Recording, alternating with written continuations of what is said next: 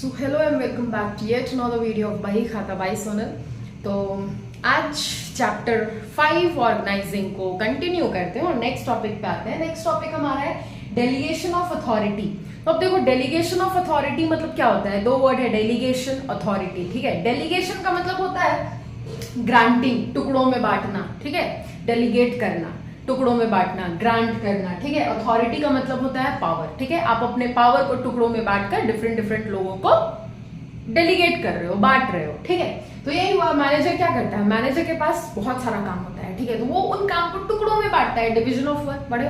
ठीक है, टुकड़ों में बांटता है और डिफरेंट डिफरेंट एम्प्लॉयज को वो काम असाइन करता है। ठीक है, नाउ वो जो एम्प्लॉयज है वो सारा काम करके फिर मैनेजर को दे देते हैं। ठीक है, नाउ डेलीगेशन ऑफ अथॉरिटी का मतलब क्या होता है, इट मीन्स ऑफ ग्रांटिंग या delegating of authority to subordinate to operate within the prescribed limits. To operate within the prescribed limits का मतलब होता है कि जो जितना काम दिया गया है उतना ही करो, वही लिमिट में करो, एक्स्ट्रा कोई काम करने की जरूरत नहीं है, एक्स्ट्रा दिमाग लगाने की जरूरत नहीं है। ठीक है, नाउ प्रोसेस ऑफ डेलीगेशन में first three types of process है। ठीक है, फर्स्ट है अथॉरिटी। तो अथॉरिटी का मतलब होता है पावर टू टेक डिसीजन। ठीक है, कि एक मैनेजर के पास कितना पावर है, वो क्या क्या डिसीजन ले सकता है, वो क्या अपने काम को वो टुकड़ों में बांटकर अलग अलग वर्कर्स से करा सकता है कि नहीं, ये भी मैनेजर का अथॉरिटी है। ठीक है, now responsibility, obligation to work मतलब काम करना। ठीक है, किस मतलब क्या काम दिया गया है उसको, वही तो रिस्पॉन्सिबिलिटी हुआ, किस चीज के लिए वो रिस्पॉन्सिबल है। तो जो काम आप असाइन करोगे अपने वर्कर को, वो वर्कर उसी पर्टिकुलर काम के लिए केवल रिस्पॉन्सिबल होगा। ठीक है,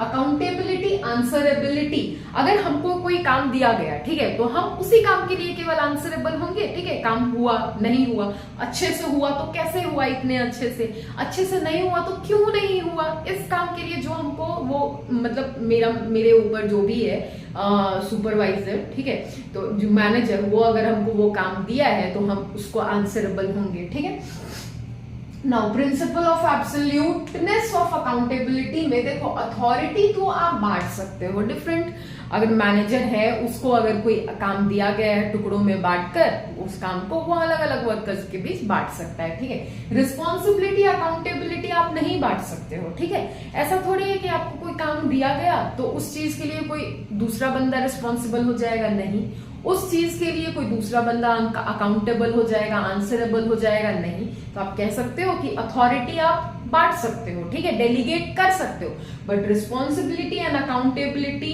दे are never delegated among employees. ठीक है, नाउ प्रिंसिपल्स में देखो पहले तो आप असाइन करोगे रिस्पॉन्सिबिलिटी। ठीक है, पहले रिस्पॉन्सिबिलिटी असाइन करोगे कि तुम्हारा ये काम है, असाइन कर दिए। ठीक है, नाउ ग्रांटिंग ऑफ अथॉरिटी, अब काम असाइन किए हो तो पावर भी तो देना होगा। ठीक है, बिना पावर के काम कैसे होगा, तो तुमको ये काम दिए हैं, तुम्हारा ये पावर है, तुम ये वर्कर से करा सकते हो काम। ठीक है, अथॉरिटी भी दे दिए, चलो ठीक है। Now fixing of accountability, fixing of accountability मतलब अगर हमने किसी एक बंदे को काम दिया है, मान के चलो, ठीक है, ये मैनेजर, ठीक, मैनेजर ने काम दिया बेचारा भोलू को, ठीक, भोलू को काम दिया। ठीक है, तो ना फिक्सिंग ऑफ अकाउंटेबिलिटी में काम दिया, असाइनिंग ऑफ रिस्पॉन्सिबिलिटी, असाइन कर दिया मैनेजर इसको, ठीक है, रिस्पॉन्सिबिलिटी असाइन कर दिया, काम दे दिया। ठीक, नाउ ग्रांटिंग ऑफ अथॉरिटी, इसको थोड़ा पावर भी दिया कि तुम वर्कर ए से भी करा सकते हो, बी से भी करा सकते हो, सी से भी करा सकते हो। ठीक है, इन तीनों से आप तुम काम करा सकते हो, इतना अथॉरिटी है भोलू के पास। ठीक है, मैनेजर ने दिया इतना अथॉरिटी।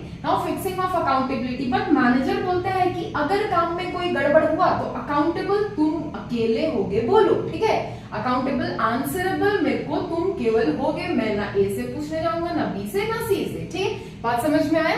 ठीक, नाउ आगे बढ़ते हैं। तो नेक्स्ट टॉपिक, इसको जल्दी से कॉपी करो। ठीक है,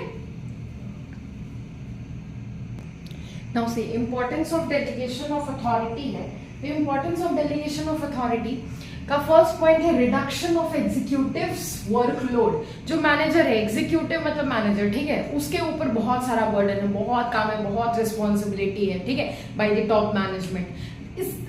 अब वो अगर अपने काम को टुकड़ों में बांट कर अलग अलग वर्कर्स के बीच वो काम बांट देगा, ठीक है, तो उसका थोड़ा बहुत वर्कलोड कम हो जाएगा। ठीक, एम्प्लॉय डेवलपमेंट, अब अगर काम मिल रहा है मैनेजर्स के थ्रू वर्कर्स को, तो यहाँ पे किसका डेवलपमेंट हो रहा है, वर्कर्स का डेवलपमेंट हो रहा है। ठीक है, quick and better decision possible. यहाँ पे देखो काम के साथ रिस्पॉन्सिबिलिटी अगर दे रहे हो, मैंने पहले बताया रिस्पॉन्सिबिलिटी अगर मिलता है कोई भी मैनेजर से किसी वर्कर को, तो उसके साथ साथ अथॉरिटी भी मिलता है, ठीक है। तो इसके लिए हर छोटे छोटे डिसीजन के लिए ना उसको अपने एग्जीक्यूटिव्स के पास, मैनेजर्स के पास दौड़ दौड़ के भाग भाग के जाने की कोई जरूरत नहीं है, टाइम भी बहुत ज्यादा बच जाता है, क्विक एंड बेटर डिसीजन भी ले सकते हैं, ठीक है। हाई मोरल ऑफ सबॉर्डिनेट्स, ऐसे में सबॉर्डिनेट्स का मोरल और भी ज्यादा हाई हो जाता है, उसको बहुत अपॉर्चुनिटी मिलता है कि अपना एफिशिएंसी कंपनी के सामने, ऑर्गेनाइजेशन के सामने शो कर सके। बेटर कोऑर्डिनेशन, सब कोई मिल बांट कर काम कर रहा है, ठीक है, तो कोऑर्डिनेशन तो अच्छा होगा ही ऑर्गेनाइजेशन का ना।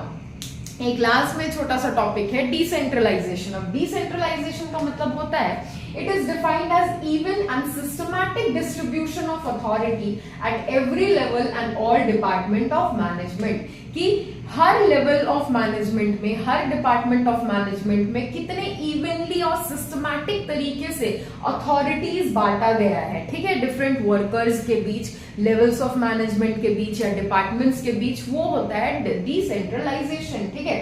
Now it is an extension of delegation. ये क्या है? एक्सटेंशन ऑफ डेलीगेशन है, इसका भी इंपॉर्टेंस है।